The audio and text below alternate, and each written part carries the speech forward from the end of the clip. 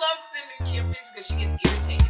Whatever irritates Kym, I like to do. Funny mamas. So now that was I had your son. Two funny mamas. What's with the grip? Hello. Hi, Sherri. Oh my Shepherd. God. Why is your face so in the screen? It is. You know I can't. No lipstick. You look great. You know what you look like? You look like, I am Glinda the Good Witch, and I will free you at any moment. So you look That's like. what I said Glinda the Good Witch. I didn't say Glinda the Bad Bitch. It's the hair. You said the Glinda the bad bitch. That's what you just said. Hey, everybody. Welcome to Two Funny Mamas. We just Two jumped Funny in. Mamas, y'all. We did. I'm Sherri Shepherd. And I'm Kym Whitley, and I am here to eat. Are you? I'm so hungry. I'm really having a problem with this eating thing. I'm going to see a hypnotherapist tomorrow. Not going. It's actually going to be over the phone because I am working out and I'm going to the gym. Okay. But my addictive behavior, you know, I have an addiction to food. You know, like I'm the person who goes to get food out the garbage. I was eating back when I was living in LA, and I had stopped eating sugar for 4 years, and I lost so much weight. But then I lost my Labrador to cancer, Ashley, and I was so depressed and despondent. I went back to a bag of Hershey's Kisses and ordering chocolate, ordering 3 chocolate cakes from the Cheesecake Factory. I was so depressed. Oh, I remember that. But you were doing sugar-free cheese. No, but then I went. Somebody decided to give me a chocolate cake for my birthday or something. This is not happening. This is not happening at all. Can you hear that? Can't hear it? Yeah, that's your phone is connected. Oh, well, this is very embarrassing.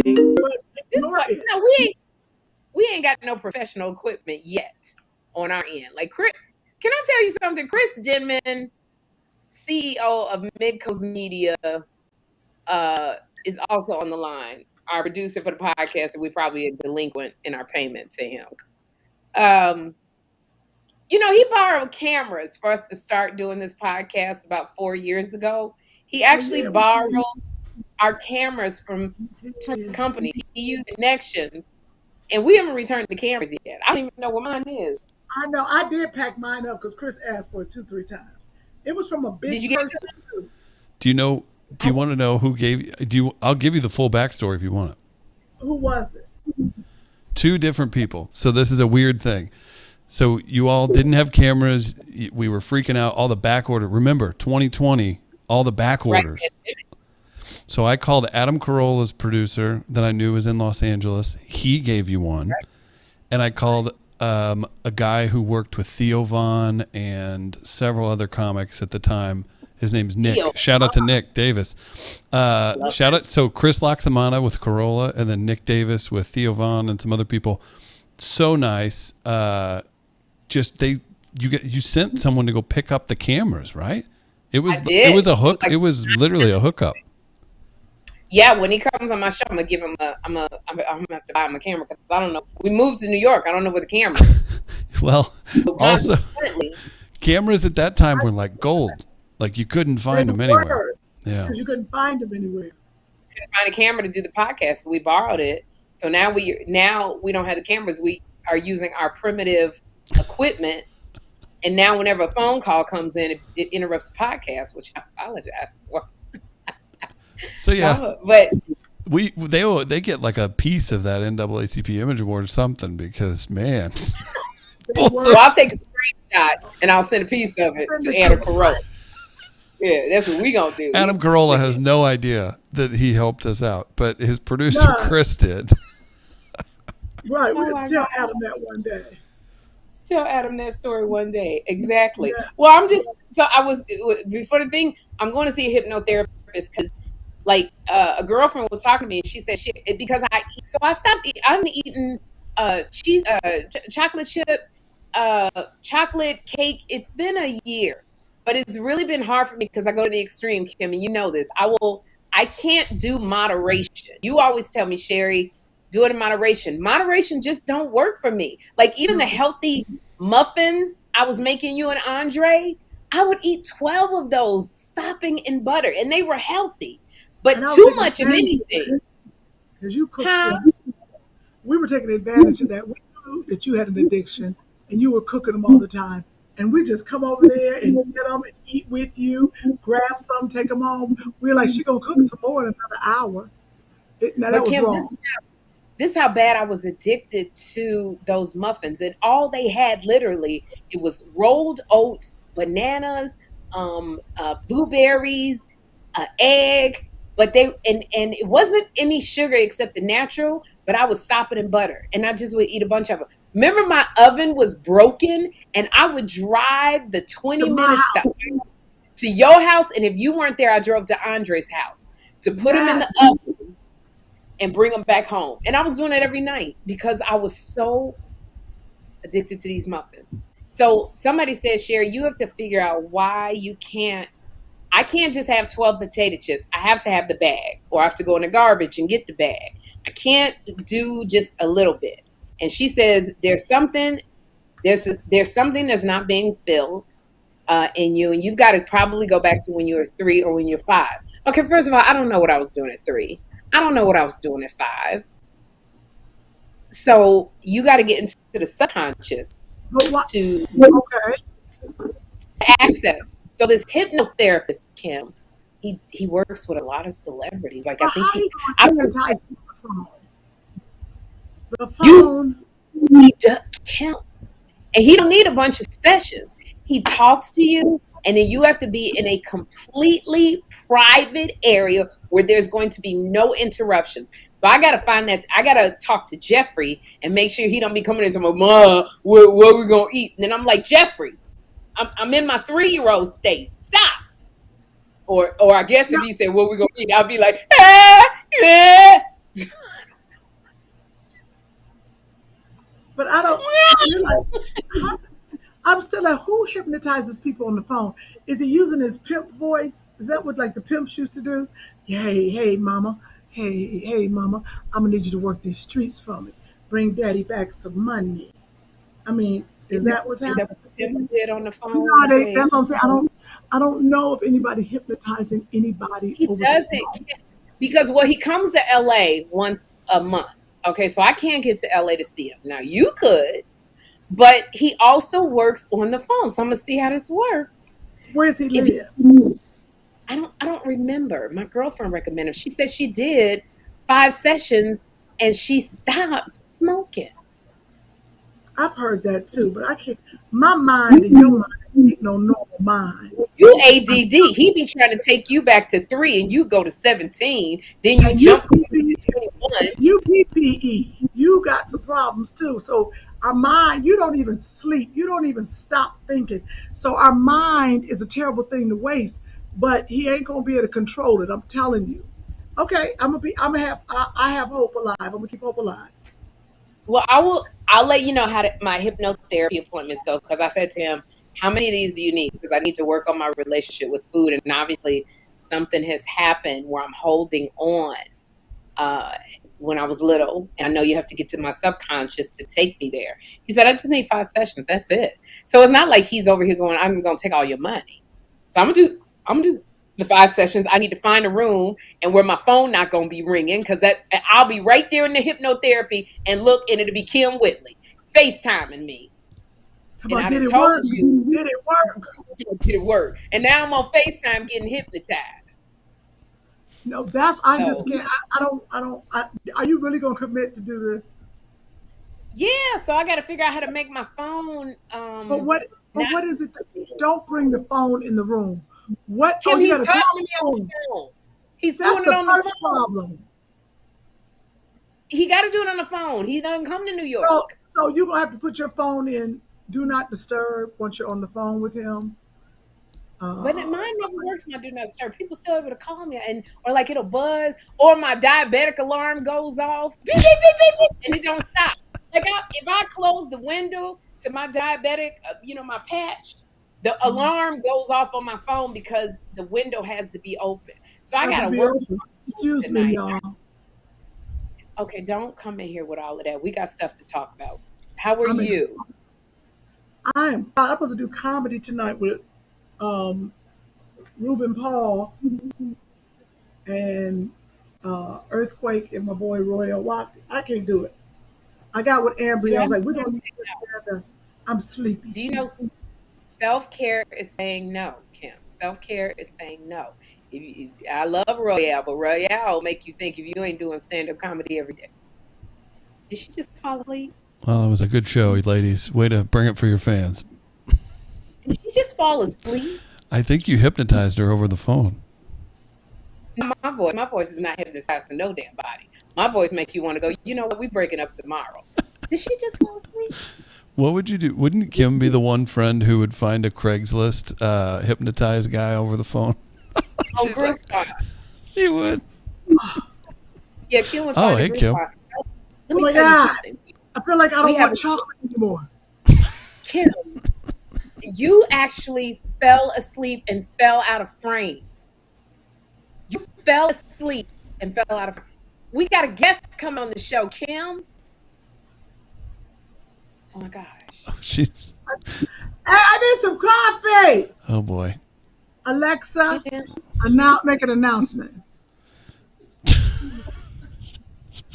Could somebody make me some coffee, please? I've never seen anything like it. Oh my gosh. I have. I mean, no, I haven't. She ain't never fell out of frame, Chris. There's a lost episode that we recorded with her and C. Mickey that we said we'll keep it because we'd have to edit it, so we'd have to spend 3 hours editing it. She fell asleep on camera. That's never to be seen, but I'll just tell you that's what happens. Okay, first of all, she was absolutely beautiful. She looks like one of the witches from Eastwick. There's actually a poll. Sherri, you might like this. We have a poll in the comments. I don't know who put this up. A lot of comments are coming in from the live chat. Shout out to everybody in the live chat. It says Kym's hair, ? And they have two options. Adding on to the tendrils in a bun, or is it an all new unit? Oh, don't even get me started. I was going to talk about the hair before her ass fell out the frame, falling asleep, and concerned me. I'm still into the tendrils. You're right. I'm still into it. But here's the thing, y'all. It's still the same style. She just it's the same. Kym has had, and y'all do not tell me I am being mean, because Kym has had this hair on before Essence. Kym has had this hair on when we was doing stand-up on the road. You see what it looked like? It's the same hair. She just pulled it down and put a little I added a clip. And then she gonna put a clip in there because it's only hanging on by one piece of natural hair. That is so true. Let me tell y'all something. Chris and I are the only ones that will read the we're the only ones that will read the comments on the podcast. And so we have a lot of new followers who are just adore Kym, who literally were on me going, why are you so mean to Kym? Low-key shady and jealous because you want Kym's hair. Why don't you let Kym's hair live? And I go, I'll let Kym's hair live, but not for 19 weeks. No, I can't. And by let Kym's hair live, you mean let your own hair that you paid for live that she made off with. Oh, yeah. Thank you. It took my hair, but everybody's so upset at me for not letting your hair go. And now I'm going to have a whole new batch of people that are upset because they don't understand how long you've had this hair in your head.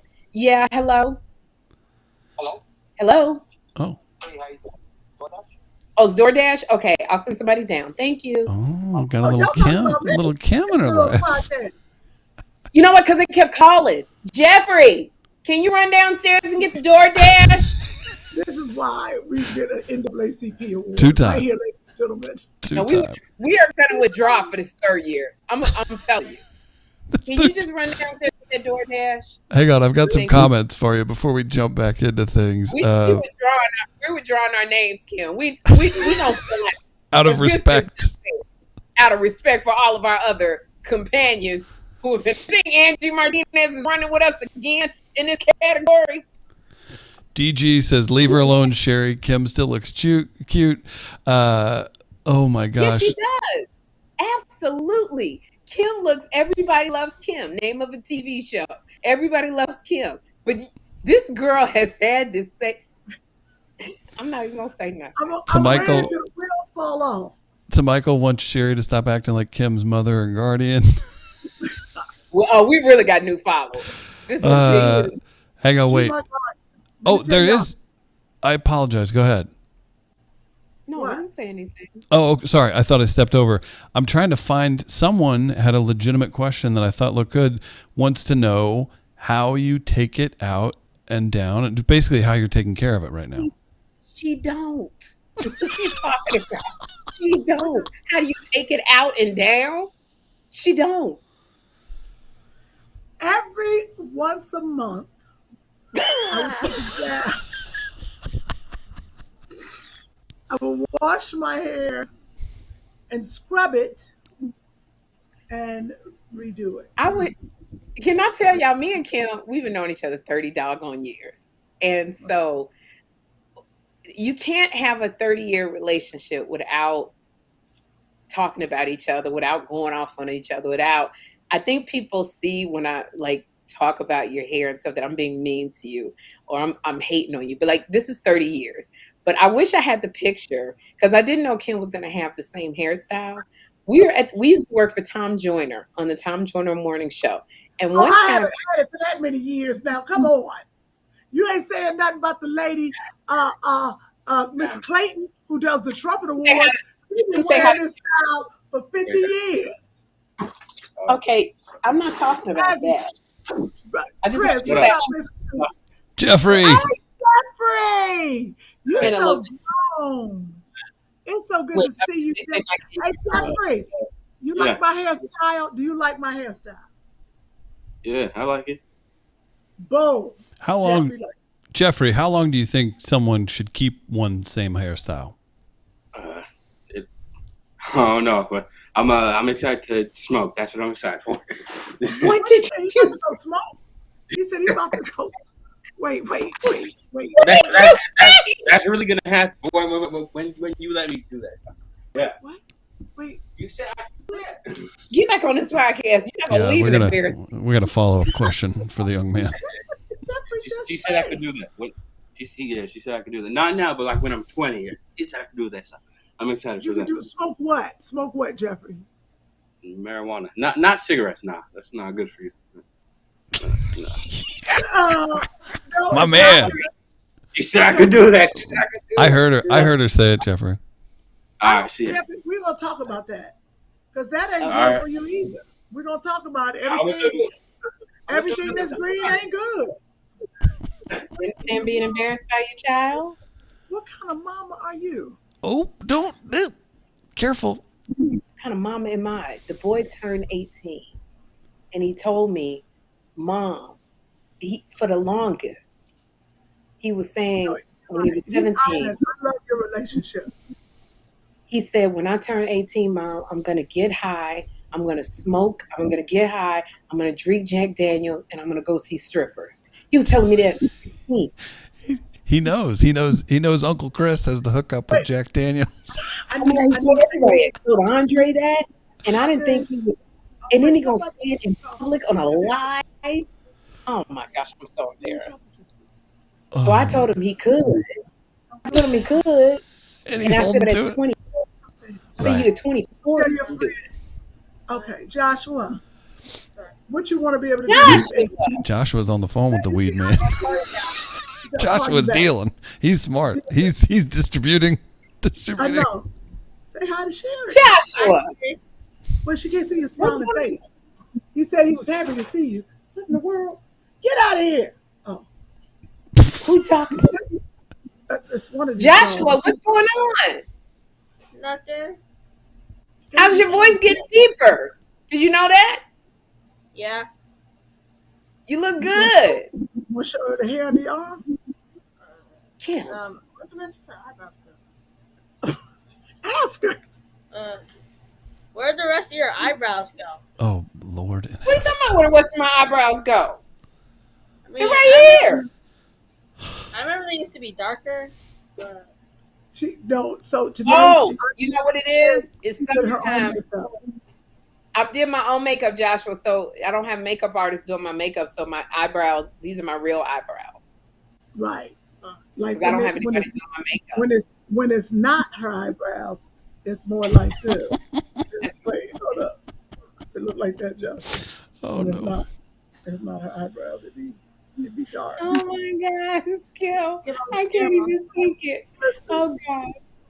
That's no. Why are you showing Joshua's underarm on the? You want us to see your hair, Joshua? Well, I can Yep, see a that's little fine. bit of it. I can see hair coming in. That's a magnifying. Why is that so readily available? I can see the hair, Joshua. You know that means you're becoming a man. Auntie Sherri said, "What's it mean, Auntie Sherri? What's it mean? It means I you're can becoming a young man, It means you're coming a young man, so you got to wash." not a boy. Only What do young you men. What do you want to be able to Becoming a young man, so you have to wash, as opposed to as a child you don't wash. Like do when what's? you become 18 that you can't do now? What do you want to be able to do? Tell the truth. Jeffrey just said what he wanted to do when he turned 18. okay, what does he want to do? I can't say it. You got to say it. What do you want? You're smiling. What do you want to be able to do? Well, one, I want to be able to leave this house because I want to leave this house so I can. Don't run. No, I So want to leave this house so I can get my own apartment Uh-huh. and so I can get my own apartment and so I can get my own job and I'm Okay. not going to be like no useless 25-year-old living in their parents' basement. Okay. Oh, where's you heard that before? That was good. Ain't nothing else you just want to. That was real good in front of your mama. Yeah, and I also want to be able to like have my own children, so when they do something bad, I can ground them and take away their place. Okay, all right, get out. Go to karate. I didn't take your place. Stay gone, boy. Wait, and then I also wanted to like, once I have kids, also be able to do stuff with my wife that I can't do now because I don't even have a wife. What kind of stuff you want to do with your wife? I want to like take her out to dinner, but I can't even do that because I can't even drive. So. What, That's is why that all your you mother want is still around. She can I drive just, you. I just want to drive. I'll take you with your wife. No, I'll take you out. You're not getting a girlfriend until you're 20. I already Okay? got one. You don't have a girlfriend. That girl, give me your mama's number. This is what I love about Joshua. He still wants to do. He wants to do things with his wife that he can't do at home, like take her out to dinner. I love it. He said, I Wait want to till move he out. wait till, but that's only so he can get a job and not be a deadbeat. You're a really good mom. You're a really good mom, Kym. Notice You he got- said you wife and not one night stand too. Now when I said, look at mine. Mine said he was going to see strippers. Okay, he did. But you know what's interesting, Sherri? I have not What? led by an example. I have not been married and had a husband, so I don't know where he's getting this wonderful thinking. But you're teaching him how How's it you supposed to- woman would want to be treated. So if that stands, then I don't know what I'm showing my son that he want to go see strippers. Well, you got that pole. You had that pole in your bedroom for so long. You did. Oh, have you think it photos. was like a stripper pole in Yeah. my bedroom? Yeah, I think Yeah. Dang it. I told him that's for ab fitness. Oh, that's funny. When I tell you the fact that I don't even get high. I don't smoke cigarettes. The fact that, do you know what he asked me the other day? He said, Mom, where do I buy it? Like, do I get it from my plug? And I go, what the heck is a plug? And he goes, it's somebody. And I go, girl, that's what I look like. A plug is somebody. What's a plug? You buy the stuff from the dealer. They call them plugs now. Oh, they Well, where did slick. you Oh, that's slick. where he plays, where he goes after school. All the kids talk to him about that. And I said, no, you have to go to where it's legal. These shops say it's legal. You don't buy anything from anybody you don't know because it's going to kill you. I always say you're going to die. And he Right, says, because okay, that's a good idea. they'll lace it. They'll lace it with something. That's what I told him. He said, that's a good idea. So I have to go to a place where they sell it legally. And I said, yes, where it's sold legally. Because what am I going to sit here and tell them, no, you cannot do it. It's legal. Oh, so, is it legal in New York? Yeah. Yeah, it is. So it's different from me going, that's illegal. You're going to go to jail. It's legal. So, I'm gone out of days of him saying, Mommy, where did I come from? And I went, well, the angels loved you. And this is like where I get my weed from. And then he says to me, he says, a guy named Angel. A guy named Angel. But the fact that Sherri got closer and started whispering, and all the viewers probably did the same thing, and the listeners were probably like this, what, Sherri? Tell us. He said, Mom, when I get high, I'm only going to do it recreationally because I'm not going to lose my job, and I'm going to go outside and smoke it outside. Can I have my friends come over? And I said, sure. And he said, I'm only going to smoke it outside because I don't want to disrespect the house. That's what he said. That's good. That's a good start. He had all of his rules. He said, I'm going to only smoke it recreationally because I'm not going to lose my job. I was like, this ninja here. Well, what about the strippers? They gonna be recreational? What's going on with that? He want to apply. Strippers are not a bad thing. They're just because ever since what's our girl Nicki Minaj is it? She's made it like a cultural thing, like her and you remember it was. Wait, did you just say Nicki Minaj is responsible for weed being regular? No, strippers. Oh, strippers. Oh, okay. Yeah. No, Jeffrey's. No, we're not gonna get into this discussion. I'm sorry. No, Kym. Right. Yeah, there was a bit. You remember India Arie was not happy because I was not there. You were there. This was Sunday when Meg Thee Stallion got up, and I guess it was people on stage twerking, women at the Essence Festival. Do you remember? You saw the video, but I'm wondering what I heard was Essence. It's like they got in trouble with the culture, or the people that normally go to Essence were upset because Very upset. The twerking and the booty out, it's not an Essence. It's not normally. That's not the brand. That's not really the brand. Not really. It's not the brand of Essence. And what happened is you have this new age versus the new generation. You have the old school folks who go to Essence every year, and then you have this new generation that Essence is trying to cultivate. And it's a hard thing because you remember at Essence, Frankie Beverly and Maze used to close Essence down. Every Essence, like you didn't see Frankie. Everybody was like, "Where's Frankie Beverly?" So now you have Meg Thee Stallion and I think what's her name? Cardi B. No, not Cardi B. Who's the girl that was in the movie about the astronauts, the female astronauts, and she was nominated for an Oscar. She's also a singer. I saw her. She was Janelle Monáe. Janelle Monáe, I believe. About the astronauts. Lifted up her shirt on stage, and it was all these girls on stage, these young girls, and they were all twerking. And that's just not the brand of Essence. But again, what do you do when the bait? Because Essence is like women. You have to have disposable income to go to Essence. Essence is not just somewhere you go, hey girl, let's just go to New Orleans. Like you got to plan for that. You got to get your airline tickets. The hotels are expensive. The food is expensive. You're purchasing things from vendors, which is expensive. It's an entire experience. And women of a certain age, 35 and older, they got that kind of disposable income. So you're trying to get younger. They don't typically have that kind of income. And the thing about it is these women come back every year.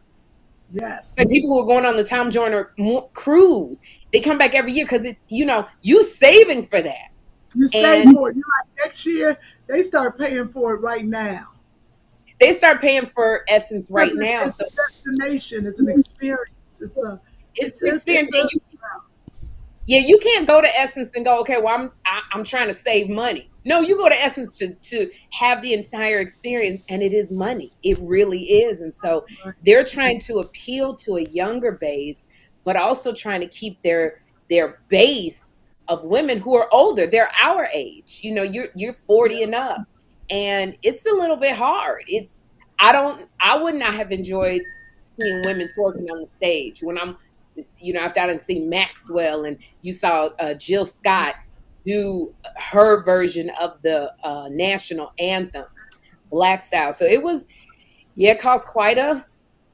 I want to watch Indy Ivory on stage, Beyonce and everybody. I'm going to Beyonce 2 more weeks. So this hypnotherapist, I'm going to Beyonce. I'm getting my wig together. Huh? You got tickets to Beyonce. I bought those tickets, and I didn't get my tickets for free. I don't want people to think, oh, you celebrity. No, I had to pay for those tickets. I'm taking my glam team. That's a gift to them for being nominated for an Emmy. So I'm taking my glam team. And they do the bait and switch with you with these tickets, because I'm not part of the Bay fan club. They say, oh, tickets are $600 a seat, so you're trying to get them. And then they go, oh, they're not available. They kept doing that. So happens? You got to get the higher price ticket. Huh? They did that to you? Heck yeah. So I went on the site. Up in that. I thought Ticketmaster was fixing me. I think they was doing bait and switch and fixing. Yeah. And then you pay so much in ticket fees. Oh my gosh. And I'm not even going to say it. It just was crazy.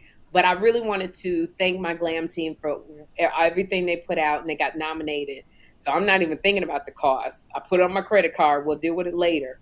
But we're going July 29th. So I need to get with this hypnotherapist, because this summer, trying to keep it together. I've been doing things, but well, that's it. But Oh no! I was gonna say, if you're wanting to have a good time and you don't want to be hypnotized, maybe we could bring on Kellee Stewart, your friend. Before we bring on Kellee, because this is both a friend of ours.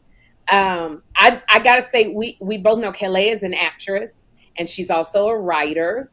Boy, you're talking about from both ends. Jeez. But more importantly, Kellee Kym has been a big fertility voice in the community about fertility, because that's something that we really didn't know a lot about. Fertility, went through Jeffrey was conceived through fertility, and going through all of that. And Kellee really had she decided to save her eggs. She decided to throw a party about saving her eggs, because a lot of times as we get older, our eggs become less viable, where meaning you can't use it. And Kellee. Oh, sorry to interrupt. I can tell you a little about that. Kellee is an award-winning fertility advocate. You can follow her at kstew222 on Instagram. The White Dress Project might be something that you want to hear about. It was July 14th through the 16th, hosted by Kellee, who was awarded for her work to promote fibroids awareness. And we have some pictures that we'll show you when she jumps on. And July she's also founder Tanika Gray Valbrin, also responsible for July being Fibroids Awareness Month. And she'll tell you more about it. Fibroids Awareness Month. Mm-hmm. I want to ask Kellee about that. Well, let's so we'd like to welcome our very special guest and our friend, Kellee. Hey! Hey! Look how beautiful you look. Well, I put my makeup on. I have my goddess braids. That's what the kids are doing. I know you were just talking about Essence, being at Essence and all the twerking that was going on. I don't twerk, but I do. I try to keep up with the style. So this is the new style. Kellee, look, you can tell Kellee knows how to put the light on. Sherri, your light and my light is not good. But when I put my glasses on, Kym, y'all can see my light. It lets you know that it took a lot of help. There's a lot of light. Your light right now. Right. Kellee, every time I put my light up, it falls on me. So it's just teetering. My little green light. We don't need it. We got the light within. We got the light inside of us. Hey, can I tell you? I love Kellee Stewart so much. I don't know anybody. You have celebrities in Hollywood where somebody always be like, well, let me tell you about her. Okay. That never happens with Kellee Stewart. Nobody has. Right. How is that? Even with Kym, people be like, let me tell you, she's been wearing her hair for 19 weeks. Okay. People got. No one's ever done that. You know about Kym. Yes, they have. And they've done it about me. But they never done it like Kellee. How is it that She's clean. I know she I'm a clean. clean slate. And she I ain't stay been out these streets. sleeping. You stay out them streets. I No, try. you don't, Kellee. You do not stay out no daggone street. Now Well, that's you a know what lie. it is? Okay, I don't stay out the streets, but I keep my business to myself. There's only a very few amount of people that know what be going on with me. Sherri is one of them. We have a very secure, Same. group chat and friendship Oh yeah. and life. And, I don't play about, this business is too large and social media is too cute to be doing too much. And I believe in a private life. I fully subscribe to the private life because everybody ain't your friend just because you work with them. You know what I mean? Ooh, that's the truth. That is the truth. Yeah, But you everybody. And if you make all your friends through business, then you have to ask yourself, are these people really my friends? You know what I'm saying? Wow. Because we find like when we're in the acting and the writing category, everybody that that you surround yourself with is in the same business. And you're like, would I be friends with these people if it were not for the fact that we work together? And when I ask myself those questions, then I get the answer like, oh, if you was not on such and such show, or if you were not connected to such and such producer, which we became cool with, I probably wouldn't have chose you. I have to ask myself those questions sometimes so that I can keep it cute and keep it clean. Oh, that's true. I'm gonna Me and remember Kym that. never did. We never did that about each other. We just- Y'all would have still chose each other because you both crazy. You would have still chose each other. I was No. thinking about our friendship this morning and with Kellee, but I was thinking about I was like, because I think about how me and Sherri, like we'll buy each other stuff. It don't even. Or I'll take something out of Sherri's house and she don't know it. But No, it's. Did you say I know it? I know it. Or I do. So I think, like you said, if you're really friends, it's a different feeling that you have from somebody who you work with. Does that make sense? It's a different kind of, like that trust. But baby, have you ever had a friend break their trust? You feel weird. Hello. I mean, I could tell it. But yes. You know the thing about Absolutely. Kellee, the thing about you though, girl, is like you got that Kym, you ever met somebody who got that real good gift of discernment? So Kellee also got the discernment. She know who be in her circle that she got to get rid of, because just God be giving her visions and stuff, which, she's that one. Kellee's that one. She know exactly what to pray for you. She go into prayer. She talk real deep. Where you like, oh shoot, this is the real deal right here, this girl. So it's also your spirituality. You carry, God is just there with you. So you lead. Now I don't want to say you don't thump people over the head, but it's very much a part of who you are, your faith. Yes, my faith, I lead with love. I lead with God and in all things, because most of the times when somebody hurts you, it's not about you at all. It's something else that they're going through. So I try to find a way, and Sherri, you're really good at this too, of seeing the compassion and the empathy for for the reason of it all. But you have to have the discernment of knowing, is this person my assignment, or am I, did God do this, or is this something that I'm doing? I had an ex-girlfriend. I call her that. I can say that now because she is an actor. She is in the business. But one of the things she used to say to me, and this is how I grew my discernment, Sherri, to your point, but she used to say to me all the time, Kellee, I'm always coming over here and you're always pouring into me. You're always pouring into me, and I'm never pouring into you, but you're always pouring into me. And she must have said it about a dozen times in the years of our friendship. She was like a little sister to me. And what I didn't hear, even though she was telling me who she was that this is not a reciprocal friendship. She's aware that she's not pouring into me, and she's okay with it.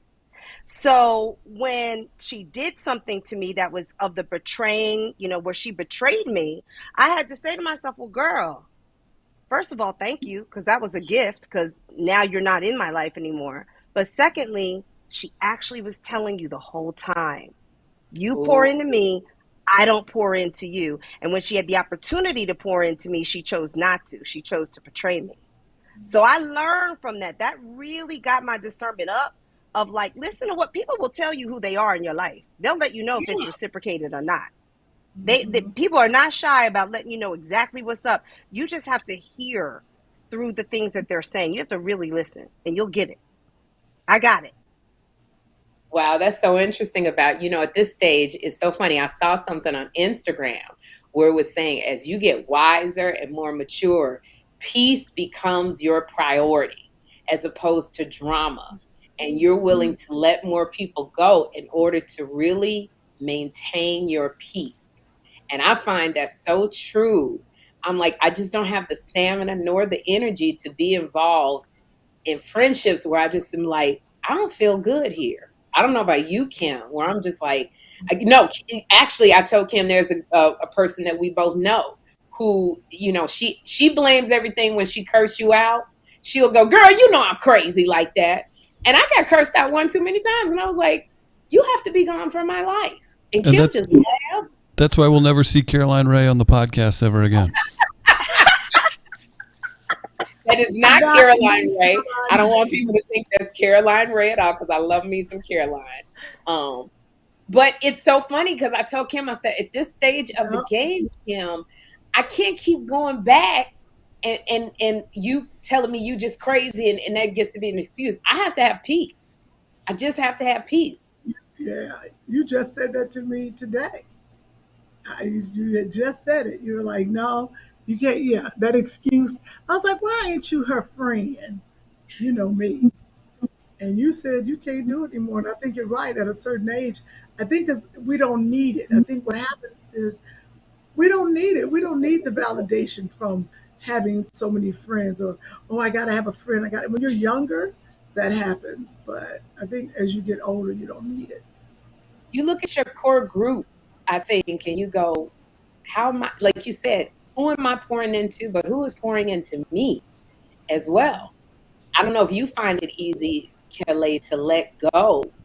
Like you said, your discernment is really, becoming very powerful in your life. Do you find it easy to say, okay, I have to shave off? Do you go through a season of pruning every year, I don't know if I go through it every year. I don't think I find it easy, but I've learned not to figure it out the hard way, because sometimes I'll give people chances after chances when something in my spirit is telling me this ain't it. This person doesn't need to be this close to you. This person doesn't need to know your business. Like if I don't trust somebody to tell them what's really going on in my life, in my intimate space, then, that might just be the lunch friend every other month, and you just keep them there. You know what I mean? So but the shaving off process, if somebody was close to me, like the experience I just explained to you, like was a little sister, it hurt for a minute, of course, but I also was like, God, thank you, because it wasn't like she didn't tell me. Like when you just said, I'm crazy. That girl was saying, I'm crazy. Well, she was telling you, I ain't right. If you want crazy energy in your life, it's not that she wasn't saying it out loud. It's just that we hear it as a joke or an excuse. And we need to hear that, no, this is God giving you a clue. Like, she ain't right. And this is going to continue. And you need to let this go with grace and be okay with that and know that everybody is not your assignment. And my journey with that other friend, it was just over. It was just done. It wasn't reciprocated, so I had to just say, okay, this is done, and thank you, God, for the lesson. And it made me, and I'll say this, it made me pay attention more to the people that are in my life for the right reasons. Okay. Because it put a magnifying glass on the friendships that I have with you, Sherri, that I have with you, Kym, that are so dope, that are so great, that do nothing but support me, that it's like, yeah, I was spending all this time pouring into somebody else, but my real people were right here the whole time, and they never go away. We always know the difference. The difference. It's so funny. I'm sorry, Kym, did I interrupt anything you were going to? Nothing. I'm saying not a word. It's so funny because like Kym called me this morning and we haven't talked in so long, and it was just like, which is rude.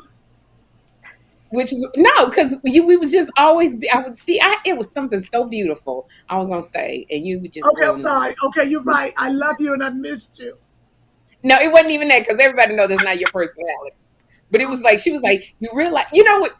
Kym and I FaceTime, and we neither one of us have hair on our head. It ain't no hair. We be bald as the day. And Sherri, you probably don't have no clothes on when you do it too. Right. Like I gotta see all that. She be naked. Y'all, she be naked, okay? For real. Like, I like to FaceTime, but I don't like wearing no She clothes. loves to FaceTime. Hey, Sherri. Hey, fix your shirt. I'm sorry, thank you. And this is Yep. so, You laugh so damn hard, you popping buttons. Not you, Siri. The hell? Okay. No, Sherri FaceTimed me and Nisi giving us like a tour of her new place when she, went to the East Coast to do the Sherri show, the first season of the Sherri show. We were so excited to see where she was gonna be living. And every mirror she walked by, because the camera's facing the place, it's not facing her. And every mirror she walked by, all I saw was titties, booty. We see you. There's a mirror right there. She said, I'm trying to show you the place. I said, but every mirror you walk in, Sherri, I see nipples. I see it all. Put some clothes on before the tour. It'd be the same at Kym's house. I don't know what it is, girl. My parents must have let me walk around butt naked. They must have. It ain't gonna change. But I wanted to say, one of the things that I so admire about you and being on the sidelines and watching is, I remember you were always, this desire that you have for a child, but how you took that to speak to women who were having, especially Black women, who were having issues in, having a baby, not knowing anything about fertility, not knowing that, you became just like the spokesperson for women who didn't know that fibroid issues were also the cause of infertility issues. And just watching on the sideline of how this thing has been building and building and building from something that was just a prayer between you and God. Can you just talk about the work that you have been doing as an advocate for women and fertility and fibroid issues? Absolutely. I mean, I didn't, when I froze my eggs, I froze 29 eggs at age 37. I never thought I'd be talking about this publicly. This was just something I was doing for me. But when I learned about the fibroids, endometriosis, adenomyosis, everything that affects fertility, especially Black women, sometimes 3 times more than our white counterparts, knowing that I had a platform, I knew that I needed to use it, the right way and speak up about it. And so this month, July, is Fibroids Awareness Month. For those that don't know, a fibroid is a non-cancerous tumor that is found inside or outside, or sometimes both, of the uterus. And especially in the Black community, what the symptoms are heavy bleeding, very painful periods, prolonged bleeding. This is something that we normalize in the Black community specifically. Oh, she just has bad periods. Or she just has a bad cycle every month. If you're doubling up on pads, if you're passing blood clots, that is always an indication that there is an underlying condition going on. And oftentimes it is fibroids. And like I said, especially in our community, that's a life-threatening condition if it is not treated. People need to know that. I have known women and spoken to women that have had blood transfusions because of untreated fibroids. Women that have passed out on planes. I had a friend of mine, Nichelle Polston, who's also an advocate, that was having such a heavy period through her fibroids while she was traveling SEPTA, which is the train here in Philadelphia.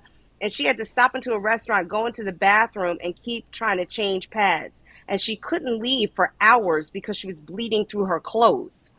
And eventually the restaurant called the cops on her. And thought, who is this person in our bathroom all these minutes? And is she doing drugs or whatever? And she had to beg the police, please just take me home. That was fibroids. So people are losing pints of blood every month. That's not normal. And so painful periods, if you have them, that's an underlying condition. Period should not be painful to that point. Painful intercourse, that's an Mm-hmm. underlying condition. Some people say, oh, I thought this dude was too big. I was with him, but maybe he was too big. No, girl, there is no dude that is made on this planet that is too big. If you are having uncomfortable intercourse, that could be adenomyosis, which is when the endometrial lining is in the uterine wall. So that's a sister to fibroids and endometriosis. So we learned sex education. We didn't learn reproductive health. That's the difference. And that's why I do the work that I do. Okay. Wow. Kym, what was you holding your hand up? Wow. It's only about the sex that you held your hand up. I couldn't get past. Kellee, you're not going to sit there on the national podcast, 2-time winners, and sit there and say, ain't no man too big. Who you been with? Who the hell you been with? Ain't no man too big. No, don't be. I'd have took this side. I'd have took this side. Ain't no man too big. What in the world? Look, one of them came home one time and Mama Stu told me, she took me upstairs in the closet and told me, make sure you stretch. He looks like, I'm going to say his name too, because his name was Jason. Make sure you stretch, because he looks very large. And I said, yes, Mommy, I got this. I got this. Your mama Y'all said met that? her. Yes, she did, because she was true. taking care of my uterus. You met her. She absolutely said, be careful. Be careful. I have run into a couple. I said, no, sir. No, sir. No, sir. No. But our anatomy, we were actually made to receive it. We really were. If it hurts too bad, it's something else. Okay. That's all I'm saying. All I'm saying is I am not going to let this conversation get derailed. That's a whole nother podcast, which you will join us for, Kellee. I wasn't look at Kym's face. Because I was not ready for little sweet Kellee to really just, my neck hurt. Well, I wasn't too. freaky too. Yes. Yeah. I think we've all gone through those times where all those times Kellee, Chris, have you ever been in a situation where you heard no sir, no sir? This is a great podcast that you all are doing such a wonderful job on. I just wanted to tell you, I wanted to jump in, tell you how much I appreciate the queens that sit before me. Yeah, that's the right answer, Chris. Don't you bring him into this. First of all, Kellee, when you said that, my mind went back to all the times I was like, damn, I had endometriosis all the time. Wow. That was endometriosis. That wasn't even on him. Oh, cut Kym's camera. Okay, first, I'm not going to let this conversation derail. Wait, somebody snorted. That was Kym. That was for sure Kym. We can see the meter here. It showed it was Kym's. I love you, Sherri, but Chris, because we done got so derailed. If there are any questions for Kellee about this, I would love for you. There's so much. At what age do you think you should start and then maybe stop? Is there a stopping point to freezing your eggs? Like, what age should you consider it? And is there an age that might be like, no, it was up to the doctor, it's up to a test? But are you too young to do it? I'm just wondering. Like, what's the perfect age for your eggs? Yeah. The perfect age is probably in the early 20s to the early 30s. The 20s would be the best. Wow. But again, there are also tests for that. So the 20s would be the best. I froze my eggs at 37. I had a high quality and quantity of eggs. But what people don't know is that there are fertility diagnostic tests that you can take. You guys might hear a bell ringing. I don't know if that's Jesus or Mama Stu who told me to stretch coming in the door. But that's your stretch meter going off. That's my stretch meter going off. To tell you to stretch. I'm just saying. Don't make me bring her on the camera. She gonna tell the truth. I'm gonna shame the devil. So let me. Why? Before you continue, because I know you. I'm not taking you off a different path. Why are people got to freeze their eggs when you in your 20? You fertile myrtle. So why would you? Time. Stop Well, here's answering the because thing. I'm asking Kellee. I'm telling you, I couldn't. You may be fertile, but you may not have met the right person yet. You may want to travel the world with the girls. You may want to start a career. You ain't there's got no several reasons. money. You ain't got no money to have a baby. My mom told the doctor that if they were doing this procedure back in her day, that my ass would still be frozen. That's what she honestly said. And I'm insulted to this day because I'm here. That's what she said.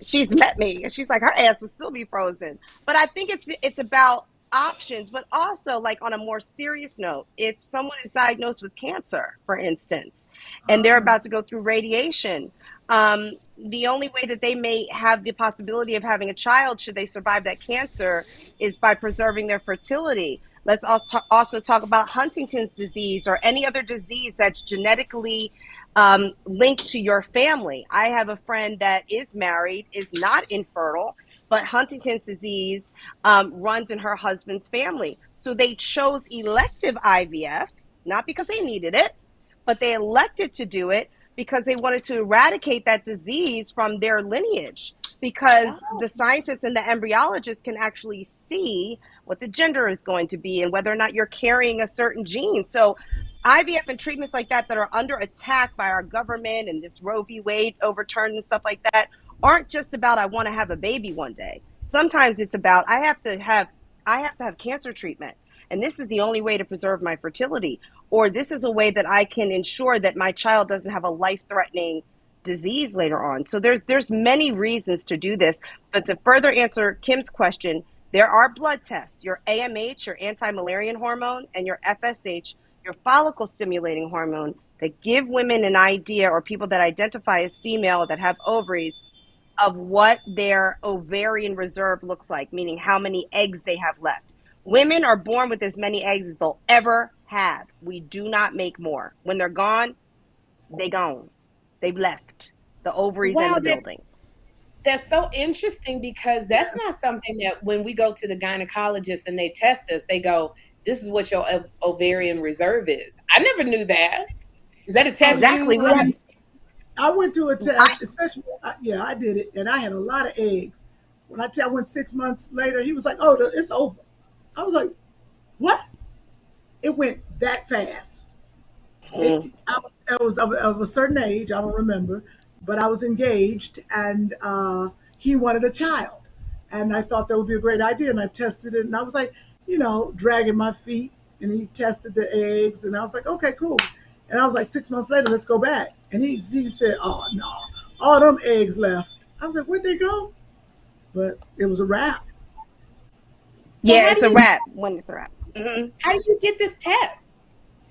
It's a blood test. You can ask your gynecologist for it. It's not something that's offered in our annual pap smears, which is one of the things that I've tried to change. And I will one day. But it's something that, again, like I said, because we're not taught reproductive health, we don't even know to ask this. We don't even know it exists. But there's this wonderful tool called Google that nobody be using. And it's one of the things that you have to be proactive about your future, about your fertility health.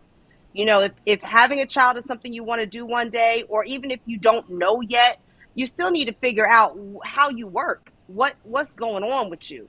So you can ask your doctor, you can ask your OBGYN, you can even ask your nutritionist for an AMH and FSH test. It doesn't even have to be your gynecologist. And there's plenty of websites, and you can go to Modern Fertility also, which is a home kit where you prick the finger and you can get the results of those levels, and at least know if you're working with a good number of eggs.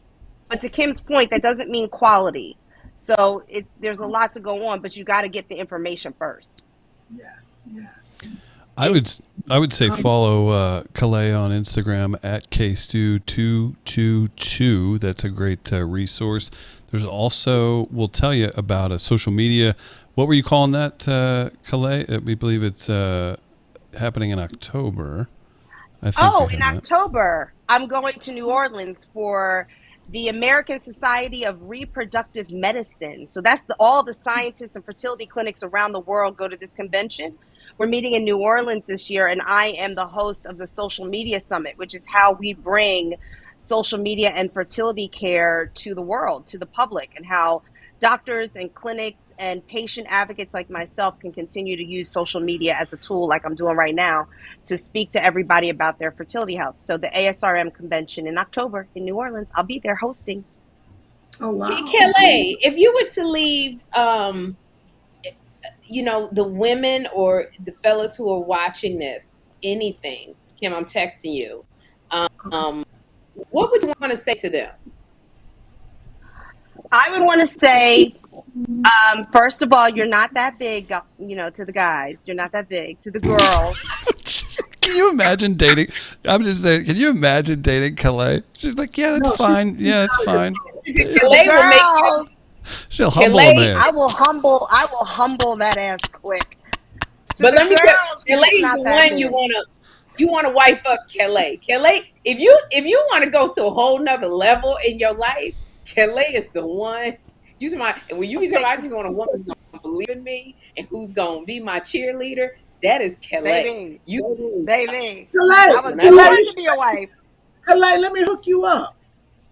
Kym, what you doing? You said I got 29 eggs in the freezer. They need a daddy. What are we doing? Thank you. That's the podcast that I need. I need 29 eggs in a possible. Shit. I'm over here suffering.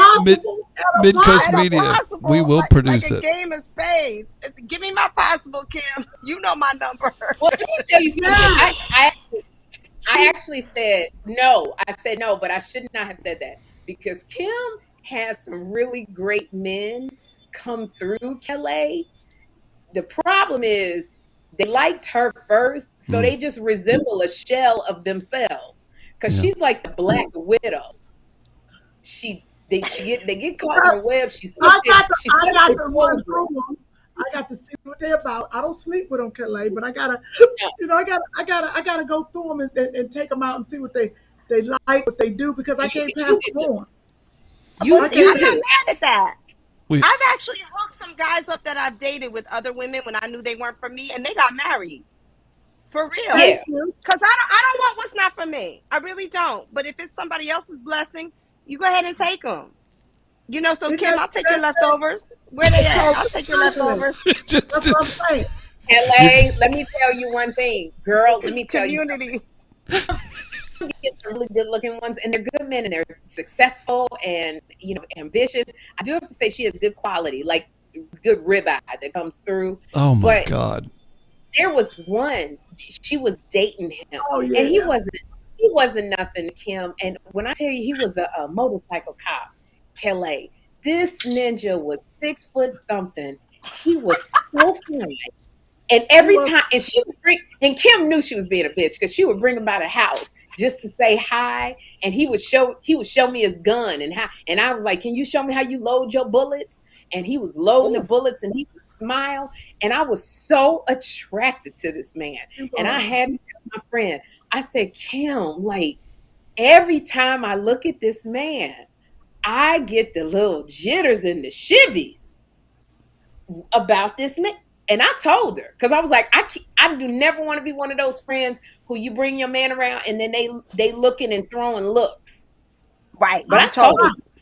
I was like, you's a greedy something. That's what I said. Would you have done it? What would you have done, Kellee? Do you believe in that? Would you have been quiet and been like, "Oh, pray to"? Oh no, I would tell the truth. I would tell the truth. No, women don't do that. Y'all the only two. I ain't never had no girlfriend. Oh, Monique did. Monique told me she wanted Gerald. But I usually, women don't say nothing. I'm not selfish at all. That's the problem. And then men get mad, like Gerald, why you just gonna just give me up? The thing is, I love everybody. And my thing is this: if you accept and go with the person, you wasn't for me, no way. You for that person. So I feel like I should. If you like the person, maybe. If not, you'll be like, well, no, I'm gonna stay over here with Kym. I'm like, I'll be at the bus stop. There'll be another bus coming along any minute. Why the bus stop? What's that bus you get on after when you fly into LAX that get you? What's that bus? It's the flyaway. I'm the flyaway. You get the flyaway. Kym is the flyaway. You know who, Kellee? Oh my gosh! You know who? Like we have to congratulate, ladies. Speaking of fellas, D Nice has made it official that him and Jennifer Freeman from My Wife and Kids. Remember little Jen Freeman? Jennifer, I just saw her. Baby, yeah. Are they The together? baby. She not a baby no more. Put up the picture of D Nice and Jen Freeman. They are officially dating. Yes, honey. That. I love that too. She's so nice. And she has some kids or a kid.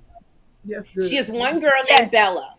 But let me tell you how D Nice did it, ladies. He posted, Jen didn't say anything. We were both at D Nice's concert at Essence. He posted, put up what he posted. So you didn't even know they was kicking it at Essence. I didn't know at Essence.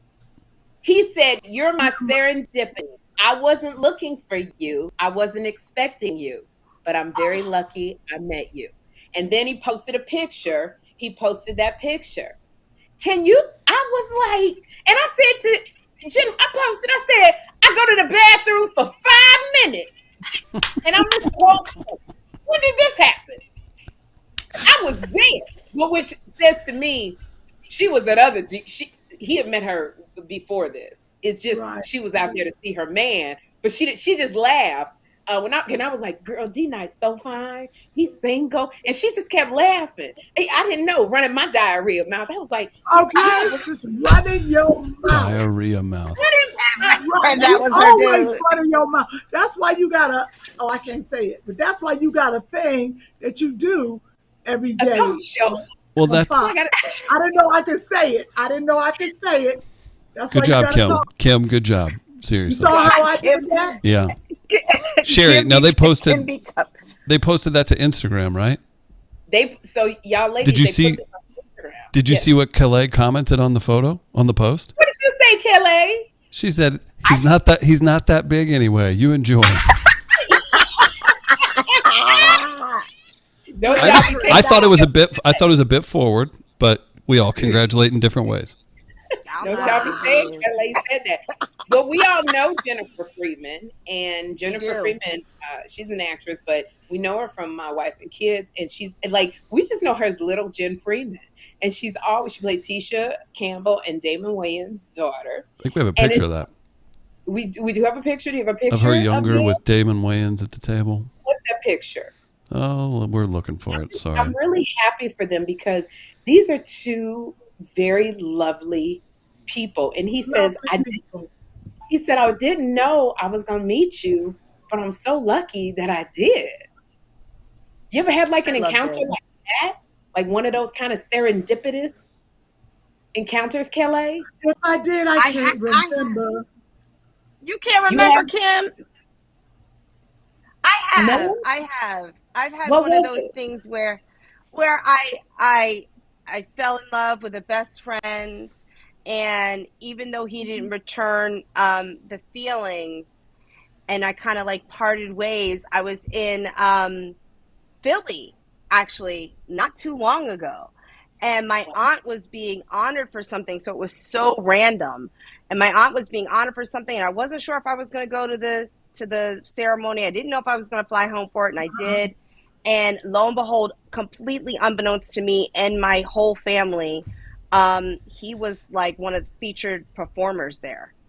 And I was like, and that was serendipitous to me because I hadn't spoken to him for like 3 years. So it was an opportunity for us to see each other again, to hug it out, because we started off as really good friends, and to be able to like try to get that friendship back. You know what I mean? And at least it was serendipitous.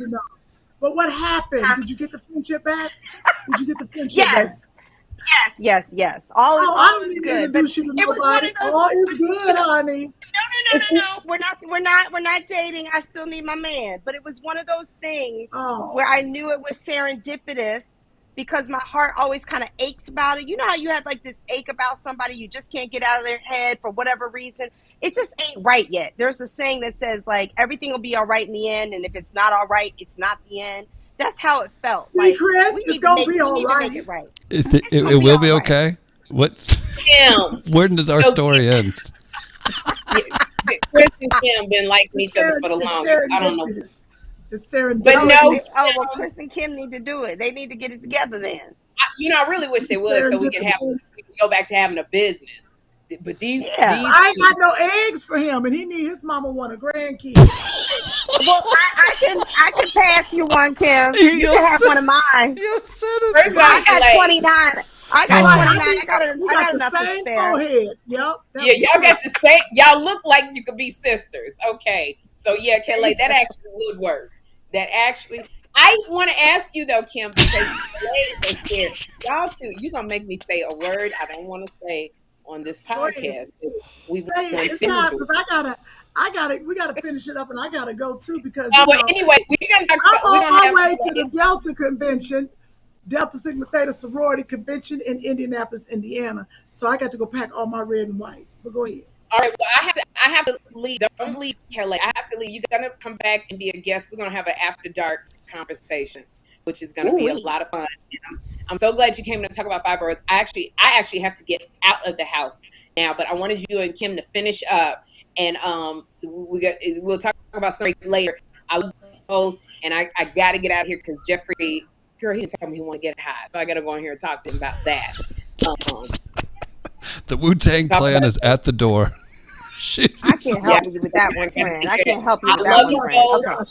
I love you. I love you both. Kym, finish it up. Love you. I'll talk to you later. Call me later. Love you. Sherri's off. 51% is off the podcast. 49% owner. Kym Whitley. She wanted to show you that you were the same. She said, "I got the same forehead. Chris can have my egg." Why is she so close? Lord Jesus. There you go. Oh, I gotta see if my colored contacts came in so I can have eyes like you. Hers are real. We all thought yours were too. Kym, Kellee, you've got plenty to talk about. I did want to show some photos. It looks like a party. Everybody's dressed in white, Andy. And let's let Kellee just real quick tell us what this was all about. It was another event that she hosted. I believe I talked about it a bit earlier, but I figured the audience would like to hear about this. These are some nice photos as well if we want to pop those up. Oh, yes. Okay, so this is me being honored. I was honored this weekend for the White Dress Project's Empowerment Experience. So the White Dress Project, you'll see that lovely woman in the middle. That's Tanika Gray Valbrun. She is the founder of the White Dress Project, which is a fibroids awareness organization. She's also responsible for July being Fibroids Awareness Month.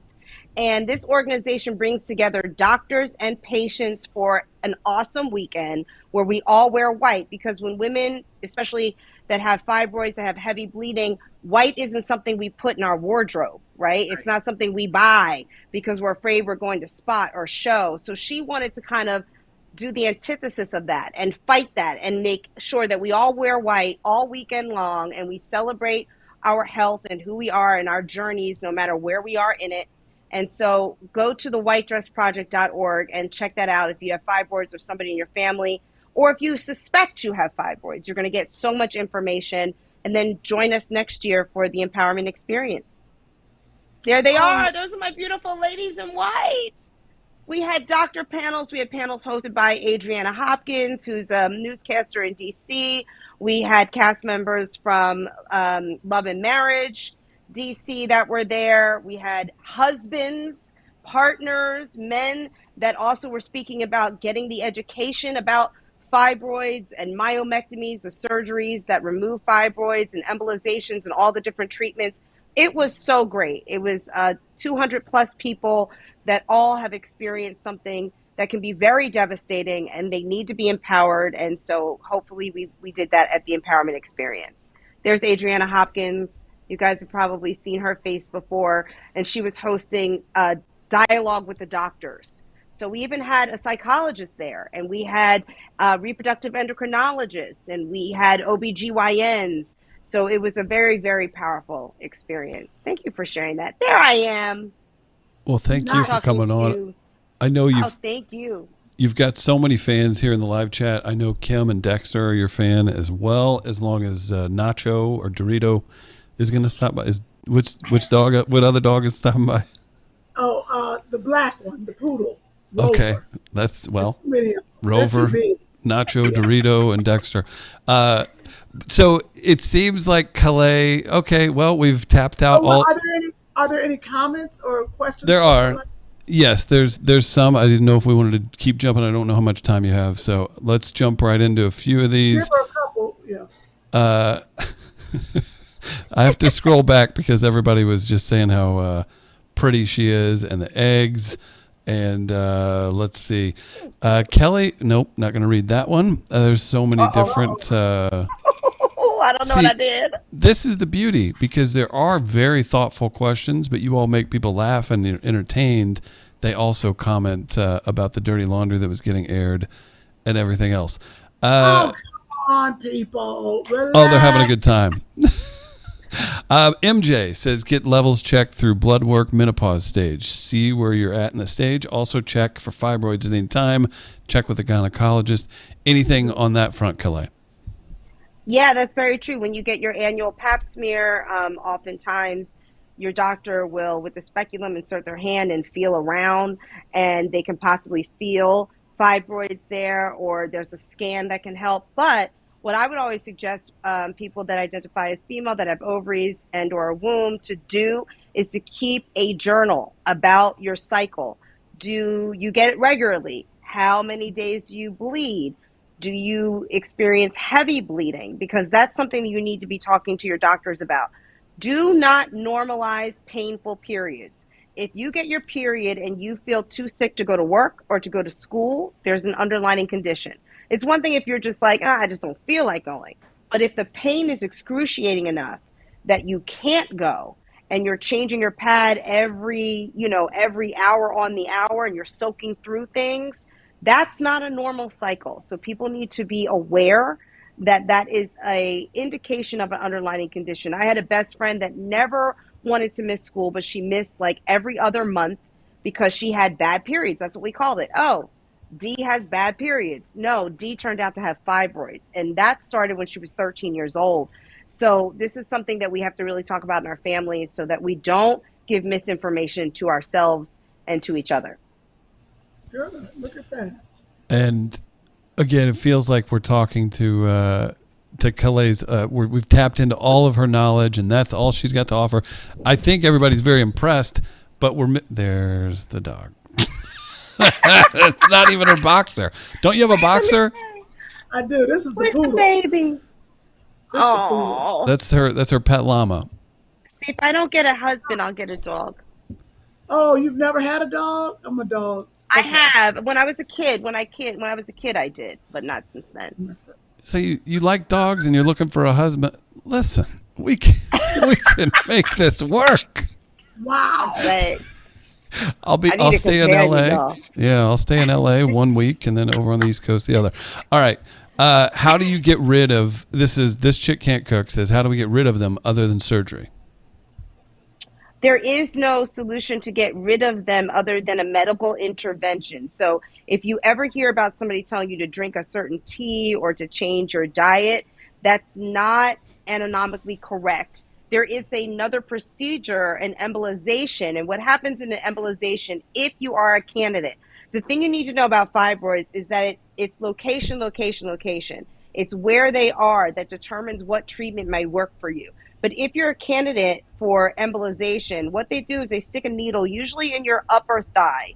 And what that does is they shoot a medication there to cut off the blood supply to fibroids. So fibroids are fed by blood. They have it's a tumor, but it has a stem by blood. And there's usually it's usually a cluster of them. So they're fed by blood and estrogen. So sometimes estrogen hormone foods that are heavy with hormones or birth control pills can actually grow fibroids, even though we're trying to help the symptoms. But back to the question, in terms of the treatment of embolization, you have to be a candidate for that. What that medicine does is it shrinks them. So if you think of a grapefruit that's a nice, big, juicy, plump grapefruit, and let's say that's a fibroid, if I'm getting an embolization, that medicine is going to cut off the blood supply and shrink that grapefruit into like a prune, to like a little prune size. And it's something that I can then live with. Not everybody is a candidate for that, but that's another way to not necessarily get rid of them, but to minimize them.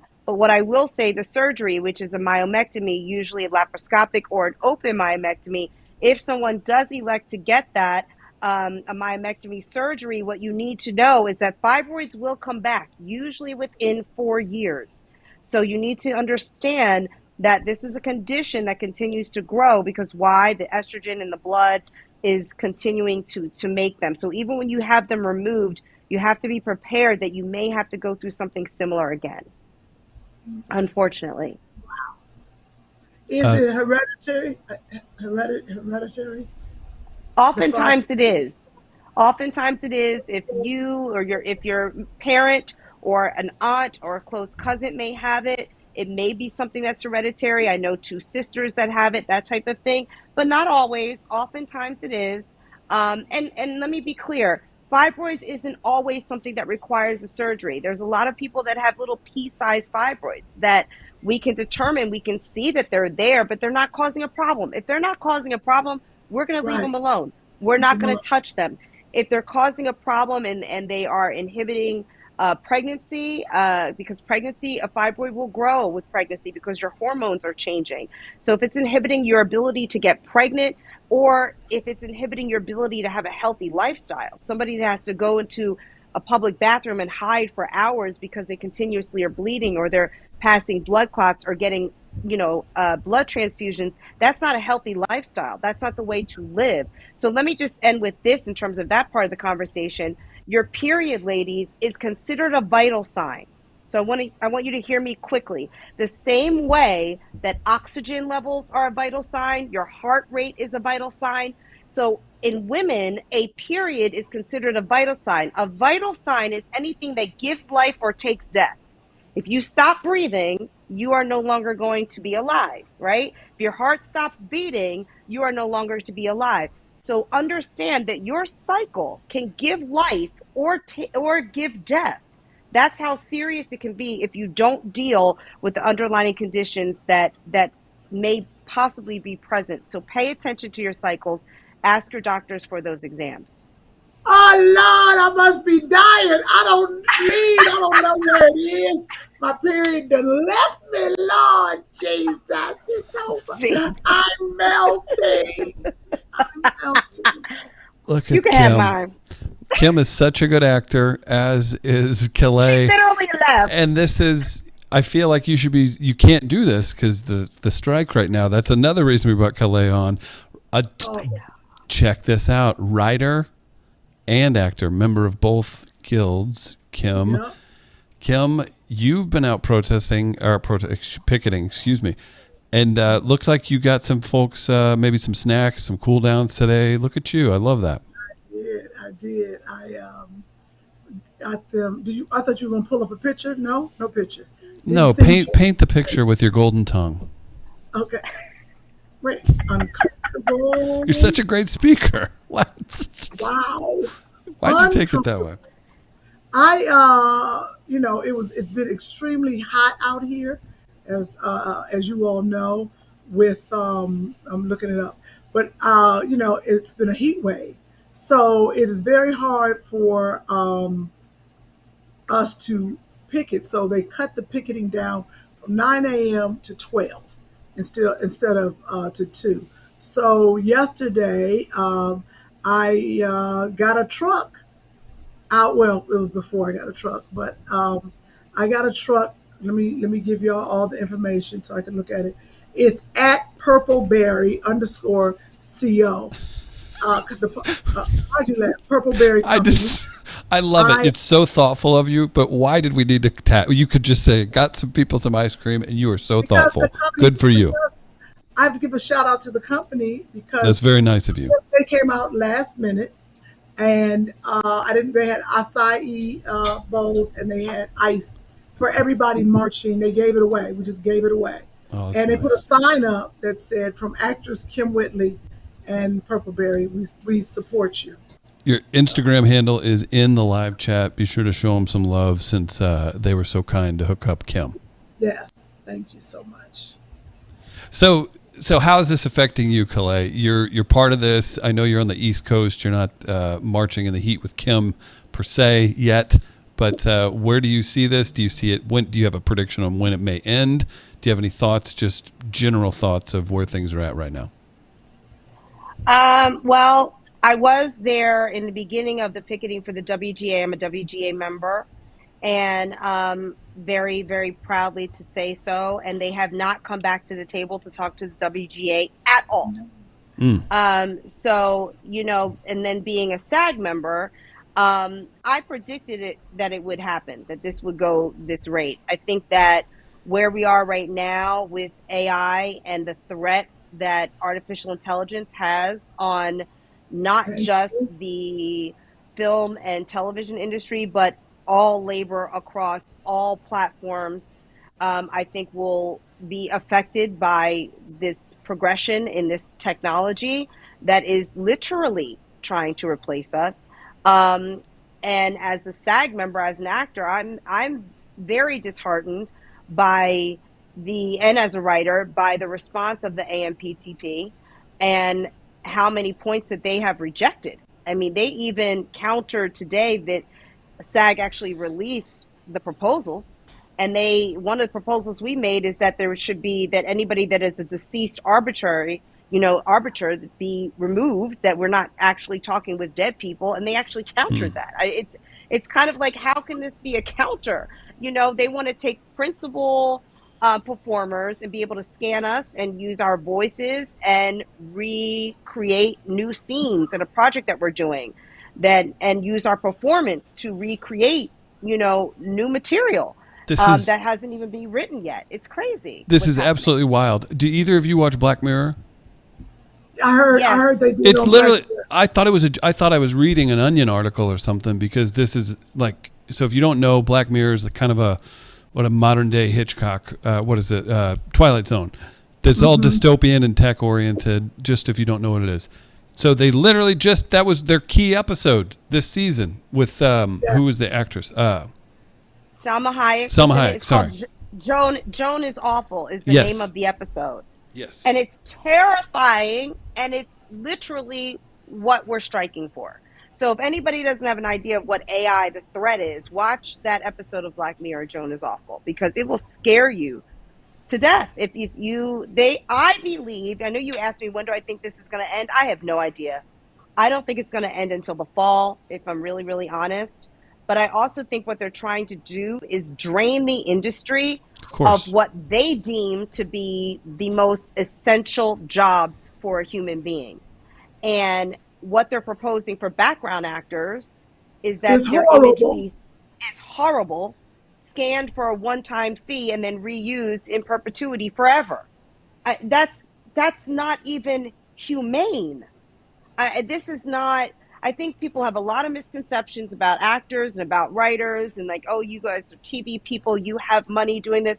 No. It doesn't work that way. There are 160,000 actors of the Screen Actors Guild. There's 11,000 writers, and a very small percentage of them live in that top 1% tile in terms of having a stable career and having finances that will lead them a long way. The rest of us are in a position where residuals are no longer there. I was just interviewed by the Rolling Stone and CNN because I posted something that I had 5 residual payments that equaled 13 cents. That's not a lie. 5 residual payments that equaled in total 13 cents for work that I do that's streamed. So I'm on All American, for instance. When it plays on the CW, it's one rate. But then when it's number 1 on Netflix, every single season that it comes out, I don't get paid for that, even though it streams millions of times. Yep. Exactly. It's that's the way to live. With Young and Hungry, and it's absolutely. Is it true that the networks, or it was said, we are going to wait until the writers start losing their houses and come back groveling to us? Do you think that was a true statement somewhere? I do. I think somebody said it. I do. Because when I look at these proposals that I'm seeing, it's so egregious and inhumane, Kym, that at this point, there's nothing that's off limits. So they're not negotiating in good faith at all. At all. And they're not even talking to the WGA at all. the ball is in their court to come back to us as writers. We've been out there 70 plus days, and the DGA made a deal off of our strike hours. And I really think, I don't know if everybody saw Fran Drescher's speech. I thought it was absolutely fantastic. Yeah, but I good. really think that she did go in earnest. I really think that she thought the people that we were been in business with all of these decades, that they were going to negotiate in good faith, and that we were going to hopefully not be too far apart in order to make a fair deal. And I think what was so impassioned about her speech is that she could not believe the audacity and the way that we were being treated as if we have no worth and no value. And that's clearly how they're seeing us right now. No, it's the truth. If you're willing to take a background player, who these are the people who are in the atmosphere and fill up the background for us, scan them, and then just use their likeness for the rest of their lives of perpetuity. And they only get paid maybe $100, and that's it. That now you can just fill up a movie with them and fill up, and they, like, the background people are worth nothing. It's yeah, that's the word, egregious and embarrassing and sad. Yeah, they're bad. It's almost like, I don't know where these people came from. Have they always been like this? But we got to fight. I don't know how long it's going to take. But Kellee, please, I know it's the end of the podcast, but don't you ever sit on the podcast with a brown throw behind your brown hair. I was like, what kind of hairstyle? Yeah, now sit back. There we go. When she's not acting, when she's not acting, she's hunting. Wait a minute, this Mama Sue's chair, okay? Yes. I can't be messing with now listen, You the had to only mess reason up. that I'm not I couldn't. It looked like you had a lion's mane. I was like, is the hair? What's going on? Yeah, all that was going on with the same color hair. I couldn't take it any longer. I had to say something. I can't mess with Mama Sue's furniture. Okay, I gotta get back to LA I know. and be picking it. But you know, Mama Sue got her chair the way she liked it, Kym. Now you know how she You is. better put it back too. Don't tell I said nothing. You snatched it off all disrespectful. Incredible. I'm not gonna tell you, Mama. I ain't getting beat tonight. No, I'm already on strike. I'm unemployed twice. I don't want no more problems. Well, any closing words about the strike, and then we will. Now look at your pretty face, and you're framed all cute. Go ahead. Well, just whole podcast, Chris. thank you. To I Kym didn't say a Whitley word. I don't know how to. I'm not gonna lift this blanket down. Now I'm gonna throw it out. But my last words are thank you to Kym for being in solidarity and having this conversation and making sure that people are staying cool out there, and keep fighting, y'all. Keep, be resilient. We're gonna keep fighting. I'm in solidarity with both of my unions, and it's, we cannot let this happen. So we have to stay the entire course, because you have value, you have worth, and you deserve to have a station of life where you can take care of yourself, your family, your children, the elders that you love, with this craft that you are skilled in doing. And so let's keep our eye on the ball. It's going to be a long ride though. So support each other. Yes. And don't use, brown blankets. Yeah. Thank you. We were all thinking it. I encourage everybody to go follow Kellee at KStew222 on Instagram. I put the Instagram handle for the slushy snow cone place as well. If you want to go check them out, that would be wonderful if you would support at purpleberry_CO. See, this is me making up for making fun of you, Kym. So I'm trying. I'm doing my best. Follow Kym. Follow the Two Funny Mamas Instagram if you haven't yet. Okay.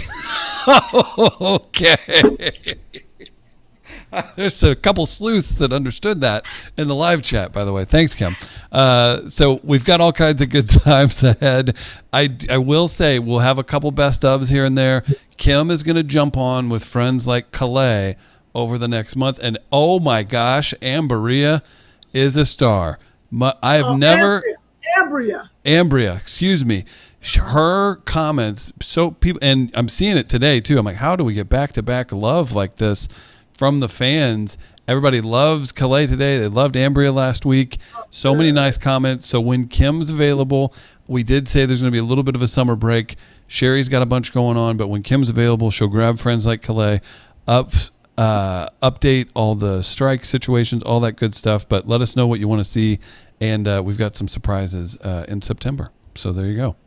Oh, and tune in for B-Flats podcast after this at 9 Eastern. That I'll be here till 9:30. Well, Central Kellee, Time. thank you so much. Really, that was some great information on both things, the strike and fertility and fibroids. So thank you so much for coming and playing with us today. Thank you. Thank you, friend. I love you so much. I can't wait to hug you soon. Tell your mama I said hey. I will. Me too. Tell her hi for me too. Thank you. Bye, everybody. We'll see you next time. Two funny mamas. Two funny mamas. Two funny mamas.